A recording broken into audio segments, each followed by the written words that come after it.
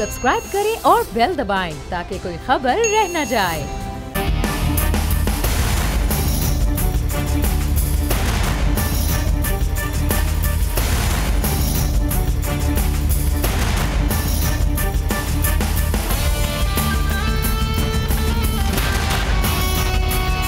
फैसला हो गया कि साबिक वज़ीर आज़म अभी तक एक कैदी की हैसियत से अपना इलाज करवाते रहेंगे। उनकी सूरत हाल ऐसी नहीं है, केस गैर मामूली नहीं है कि उन्हें ज़मानत दी जा सके। माजी की मिसालें, माजी की नज़ीरें भी दी गई हैं कि किस तरह से मियाँ नवाज शरीफ जो हैं उनकी ज़मानत खारिज की जा रही है। आज मुख्तसर फैसला, फिर उसके बाद तफसीली फैसला सुनाया गया। Special report with Mudassar Iqbal में इस पर बात करेंगे। साबिक वज़ीर आज़म मियाँ नवाज शरीफ की दरख्वास्त ज़मानत खारिज हुई और उसके बाद खासे तुंदो तेज़ लहजा भी उस वक्त भी नज़र आया। कुछ रहनुमाओं का और सेनेट के इजलास में पाकिस्तान मुस्लिम नून के रहनुमा मुशाहिदुल्लाह भी खासे बरहम हैं। सूरत हाल पर बात करेंगे। इस वक्त हमारे साथ मेहमान हमारे मौजूद हैं जी। आरिफ चौधरी साहब सीनियर कानूनदान हैं, बहुत शुक्रिया आरिफ चौधरी साहब आपके वक्त का। जी उज़्मा कारदार साहिबा भी हमारे साथ हैं जी, मुझे बताया जा रहा है कि उज़्मा कारदार साहब मौजूद हैं। उज़्मा कारदार साहिबा बहुत शुक्रिया आपके वक्त का भी। और मैं पहले आपसे जानना चाहूँगा आरिफ चौधरी साहब, बहुत ज़्यादा ये बात हो रही थी कि ये जो फैसला आया है उसमें खासे मायूस हैं। शायद खाकान अब्बासी साहब कह रहे थे और साथ ही साथ उन्होंने कहा कि हमने पहले भी फैसले की जो है वो ताज़ीम की है, अब भी कर रहे हैं। उन्होंने कहा कि 5 तिब्बी बोर्ड ने फौरी इलाज की तजवीज़ दी थी। फैसले को आप बैसियत कानूनदान किस तरह देख रहे हैं? मैं चूँकि बहुत ज़्यादा इस पे बात हो रही है, एक पंजाबी का शेर जो है ना उससे ज़रा इसकी वजाहत करने के बाद फिर सारी सूरत वो इनके लिए मेरा ये अर्ज है कि यार ज़हूरा की पछतौना वेले वेले ते रेता उत्ते महल उसारे की करिए। जब आप अपना महल जो है वो रेत के ऊपर तामीर करते हैं तो उसके बाद वक्त को कभी कंडेम ना करें, इल्ज़ाम ना दें कि जनाब वक्त ने हमारे साथ वफा नहीं की।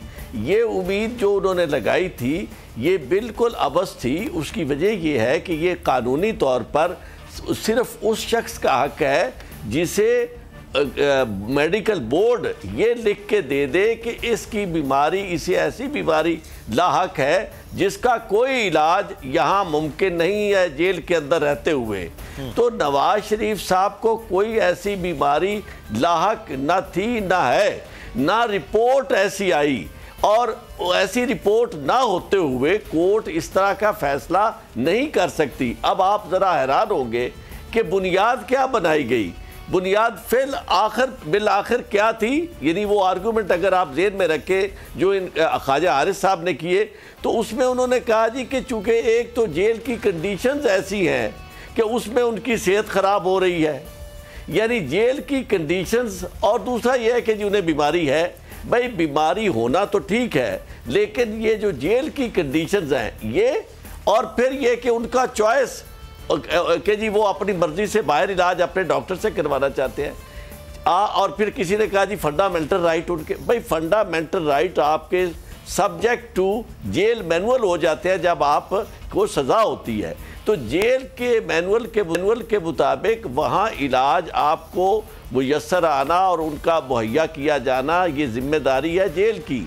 तो जेल जब ये आपको इस सहूलतें सारी फराहम कर रही है तो उसके बाद आपकी बीमारी जो है वो भी प्रिकैरियस कंडीशन नहीं रखती।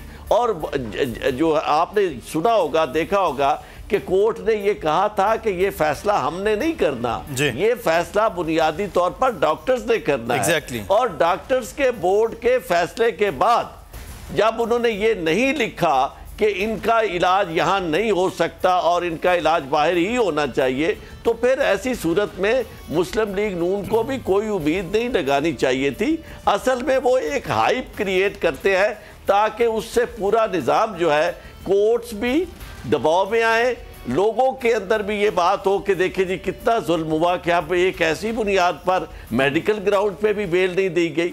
भाई अगर इस तरह किसी ये जो अपील है मेडिकल ग्राउंड वाले इंसानी हमदर्दी की, ये बहुत ज्यादा बात हो रही थी आरिफ चौधरी साहब। मैं चाहूंगा इस पे जरूर आपसे गवर्नरों के इंसानी हमदर्दियों पर, इस किस्म की अपीलों पर माजी में क्या चीजें होती रही। लेकिन उज़्मा कारदार साहिबा, बहुत ज्यादा ये बात हो रही थी आपके एंड की जानिब से कि जी डील और ढील की बातें अब नहीं होंगी। तो यहाँ तो डील और ढील के मामलात ही नहीं है, तो अदालत के कानूनी फैसले थे जो अदालत ने कर दिया। क्या वो अभी तक भी कहीं बरकरार है जो चीज़ पाकिस्तान मुस्लिम यूनियन की क़यादत जो डील चाह रही है, जिस पर आप कह रहे हैं कि कोई डील नहीं होगी? जी मुदस्सिर, बहुत शुक्रिया। देखें, ये तो अब खुल के वाज़े हो गया है कि डील और ढील का जो तमाशा है ये भी इनका अपनी खुद साख्त करदा है। ये प्राइम मिनिस्टर का जहाँ तक ताल्लुक़ है, वो उन्होंने कभी इस मामले में सोचा तक नहीं कि कोई डील या ढील हो। वो बल्कि चाहते हैं कि इदारे हमारे मजबूत हों और हम अदलिया की तो यानी हमारा देखें सबसे एक अव्वल हमारा इदारा है और उसकी इज़्ज़त करना हम सब का फ़र्ज़ है। तो ये तो एक आला अदलिया का हमारा इस्लामाबाद हाई कोर्ट का जो फ़ैसला है, अब इनको कबूल कर लेना चाहिए। ये वावेला और इस तरह से ये चिराग पा होने की कोई ज़रूरत नहीं है। दूध का दूध हो चुका है, सबको पता लग गया है कि इनकी 5 दफ़ा मेडिकल बोर्ड्स बने और डॉक्टरों ने, मेरे ख्याल में कोई डॉक्टर नहीं बचा लाहौर में जिन्होंने इनका मुआयना ना किया। इनके अपने डॉक्टर अदनान, वो भी सारे बीच में उनको भी बताया गया, रिपोर्टों से आगाह किया गया। तो ठीक है, बीमारी हो जाती है, लेकिन कोई इतनी बीमारी नहीं है कि आप हाले क्लिनिक में जाएं और वहाँ बिस्तर पे जाके लंबे पड़ जाएं। ये इनकी तो आपको पता है, इनकी फैमिली का फेवरेट पास टाइम है। सारे जाके वहाँ लंदन में लंबे पड़ जाते हैं। हर एक ने किसी ना किसी क्लिनिक में, किसी ना किसी अस्पताल में एक बिस्तर मेरे ख्याल में पक्का अपने लिए वक्फ करवाया हुआ है कि जब आपने इस तरह के काम किए हों जिसके लिए आपकी अकाउंटेबिलिटी आपको आवाम को देनी पड़े, तो फिर ऐसे कामों में तो ऐसे ही होगा। और प्राइम मिनिस्टर की डिक्शनरी में ना तो कोई डील का लफ्ज़ है, ना डील का लफ्ज़ है, ना एनआरओ का लफ्ज़ है। वो सिर्फ चलेंगे अपने इदारों के जो फैसले होंगे उनके मुताबिक चलेंगे। और हमारा अल्हम्दुलिल्लाह पाकिस्तान में हर किस्म का इलाज मुमकिन है। ये इन लोगों ने हुक्मरानी तो पाकिस्तान में करनी होती है, इलाज अपने सारे इन्होंने बाहर जाके करवाने होते हैं। मुझे इनकी तो मंतक समझ नहीं आती है। प्राइम मिनिस्टर इमरान खान 2 दफ़ा शदीद बीमार हुए, एक दफ़ा तो उनकी जान को ख़तरा भी लाहक था, लेकिन उनका सारा इलाज जो था वो शौकत खानम में हुआ। अब ये भी थोड़ा सा मेरे ख्याल में अपने थोड़ा इत्मीनान दिखाएं अपने हस्पतालों पे। इन्हीं की अदवार के बने हुए जो कुछ हस्पताल हैं वहीं पे इनको इलाज करवाना चाहिए और वहीं पे अब इनको कोई जो है जरूरत नहीं किसी तरीके की। अच्छा, ये तो बड़ा अहम बात है कि 3 बार वज़ीर आज़म रहे हों आपके भाई, 3 बार इसी सूबे के वज़ीर आला और इसी शहर में सबसे ज़्यादा भारी मैंडेट लेकर, और जिस हॉस्पिटल में मौजूद हैं वो आप ही के दौर में बनाया गया हो, तो फिर भी अगर आप उस पर अदम एतमाद करें तो फिर अवाम बहरहाल सवाल तो मियाँ नवाज शरीफ साहब आपसे करना चाहते हैं कि अगर आपको ये मामूली बीमारी है या बहुत ज़्यादा बीमारी है, दोनों सूरतों में आप बाहर जाते हैं तो एक आम आदमी है, क्या इसका मतलब है उसको कोई बीमारी हो तो उसका इलाज, इसका मतलब है पाकिस्तान में मुमकिन ही नहीं है। अब तो खैर खुर्शीद शाह साहब ने कहा कि NICVD में भी इलाज करवा लें, बहुत ज़बरदस्त है, हमने खुद जाके देखा NICVD का भी बड़ा अच्छा सिस्टम है, तो ये भी देखा जा सकता है। लेकिन जो इंसानी हमदर्दी के हवाले से मैं आरिफ चौधरी साहब आपसे ये बात करूँ, आज ये बात कुछ लोग कर रहे थे कि इंसानी हमदर्दी की बुनियाद पर इस केस को भी देखा जा सकता था कि जनाब उनको बीमारी है, उनके निकलने से ना तो कोई कानून में मामलात हो सकते थे, ना सियासत पे कोई असर हो सकता था, ना हुकूमत को कोई मसला हो सकता था। तो क्या ये इस केस में कोई इंसानी हमदर्दी का पहलू हो सकता था कि अदालत वो का इख्तियार था कि वो हो सके? इंसानी हमदर्दी जो है वो उसका तकाजा ये है कि जिन इंसानों के हकूक गस्ब हुए हैं, जिनकी मालो दौलत को लूट कर बाहर ले जाया गया है, इंसानी हमदर्दी का तकाजा ये है कि उन लोगों के हकूक के गस्ब करने वालों को ये यहाँ इलाज में भी किया जाए, यहाँ जेल में भी रखा जाए। और दूसरी इम्पॉर्टेंट बात जो है वो ये है कि कानून में इस तरह की इंसानी हमदर्दी का कोई तस्वर नहीं है जो एक इंसान को दूसरे इंसान पर बढ़तरी दे, चूँकि कानून जो है उसमें ऐसा तस्वर ही नहीं है कि नवाज शरीफ साहब हों तो कोई और कानून आ जाए। और मैं हैरान होता हूं कि जब हमारे दोस्त इस तरह की बात करते हैं और इवन यानी जो उनकी पार्टी के लोग और दूसरे भी के जी देखे बात नहीं, हमारे कुछ मीडिया पर्सन्स भी आज दोपहर से बातें कर रहे थे, कुछ एंकर पर्सन अगर एक दफा आपने ये बात कर दी जी। और ये सूरत हाल बन गई कि कानून में आपने तमीज पैदा कर दी, तो फिर उसके बाद देखें अभी भी सूरत हाल तो ये है कि पाकिस्तान में दो तबकात, दो समाज हैं।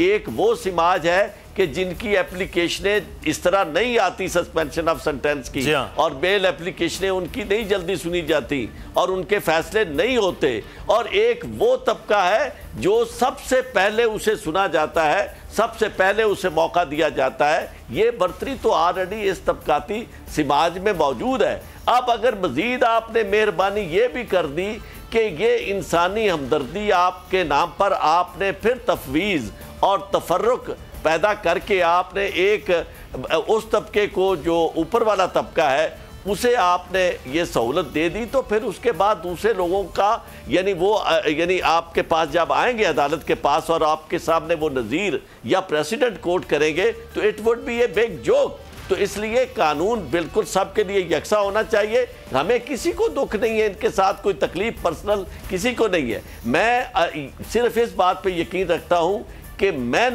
should be above law. It is not acceptable. Law should be above men.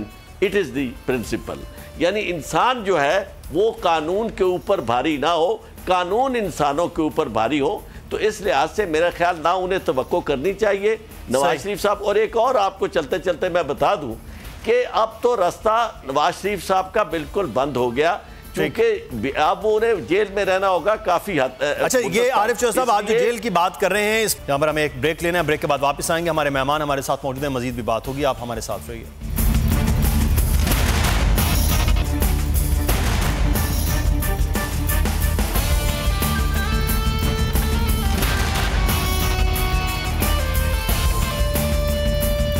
Break के बाद आपको खुश आमदीद कहते हैं। और इससे पहले हम बात कर रहे थे साबिक वज़ीर आज़म मियां नवाज शरीफ के हवाले से, तो मैं उज़्मा कारदार साहब आपसे जानना चाहूँगा, इस वक्त पाकिस्तान मुस्लिम नून का एक पूरा हिस्सा है जो इस बात पर खुश है कि कम से कम जो डील की बात हो रही थी कि अगर मियां नवाज शरीफ साहब की आज हो जाती ज़मानत तो उनकी अपनी सियासत, उनकी जमात का जो स्ट्रक्चर है उसको बहरहाल धचका लगता कि कहीं डील हो गई है और उसके बाद वो चीज़ें निकल गई। वो तो खुश भी हैं कि वो डील नहीं हुई, इससे उनकी कम अज़ कम मियां नवाज शरीफ की, मरीम नवाज साहिबा की, पाकिस्तान मुस्लिम नून की सियासत को मज़ीद तक़वियत मिली है।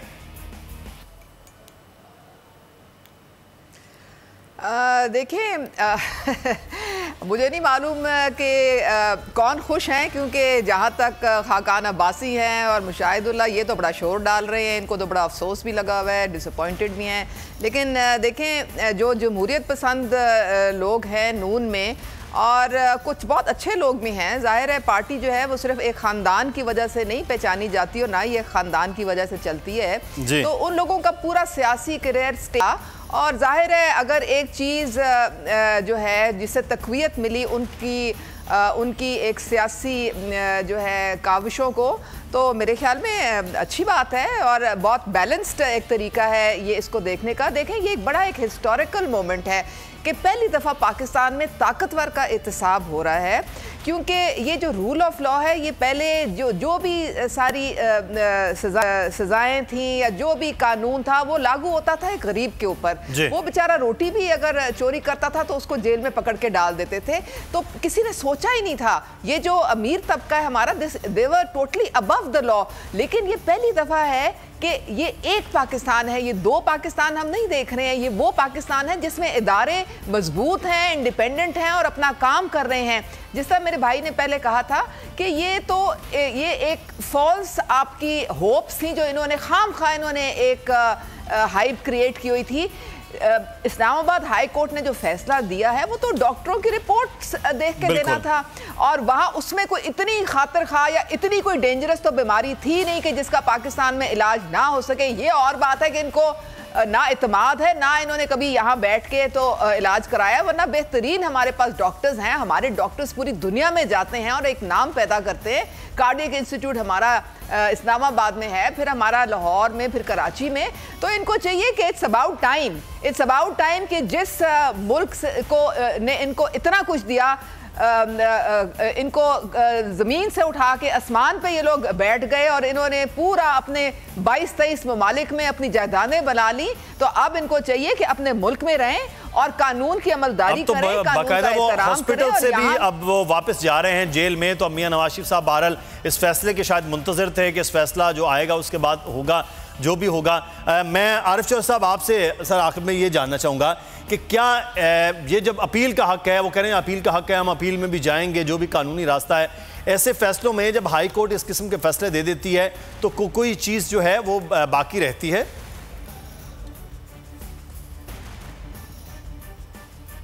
बिल्कुल तय हो गया। जहाँ तक बेल की बात है या सस्पेंशन ऑफ सेंटेंस का मामला है वो हो गया, ख़त्म हो गया। उसकी वजह यह है कि इन्होंने वो चॉइस दिया सिर्फ सुप्रीम कोर्ट की जजमेंट को सामने रखते हुए। जो एवन फील्ड वाले केस में जब बेल हुई थी, सस्पेंड हुई थी सज़ा, तो उसमें सुप्रीम कोर्ट ने बहुत एक अथॉरिटेटिव जजमेंट दी, अगरचे उन्होंने बेल कैंसिल नहीं की, महज इस वजह से कि उसके लिए उन्होंने कहा कि ऐसी ग्राउंड होनी चाहिए जो कैंसिलेशन ऑफ बेल में मदद कर सके। इस बात को साबित करने के लिए कि और यहाँ पर आपको कराची के हवाले से अफसोसनाक खबर दें, जहाँ पर जाफर तैयार सोसाइटी में एक 3 मंजिला इमारत गिरी और इमारत गिरने से मलबे तले लोग दब गए हैं। सूरत हाल इस वक्त जानेंगे, हमारे नुमाइंदे इस वक्त हमारे साथ मौजूद हैं उबैद शाह। उबैद, आगाह कीजिएगा ताज़ा तरीन सूरत हाल।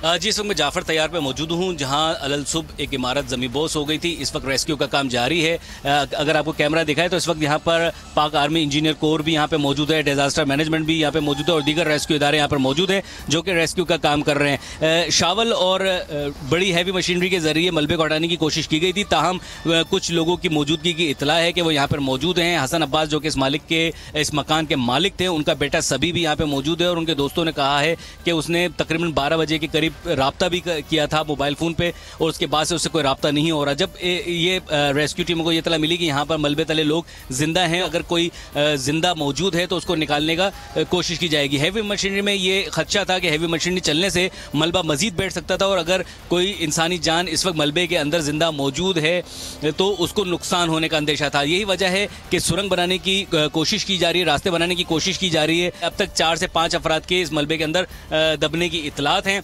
जो रेस्क्यू टीमों से हमारी बात हुई तो उनका कहना है कि इम्कान जाहिर किया जा रहा है कि मलबे के अंदर लोग जिंदा मौजूद हों, क्योंकि ज़्यादा वक्त नहीं गुजरा, तकरीबन 7 घंटे गुजर चुके हैं और उनकी कोशिश है कि अंधेरा फैलने से पहले पहले जो भी अंदर मौजूद है उसको निकाल लिया जाए।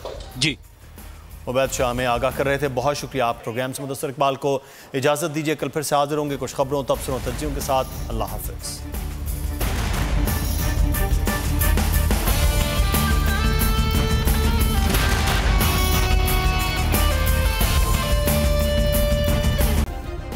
सब्सक्राइब करें और बेल दबाएं ताकि कोई खबर रह न जाए।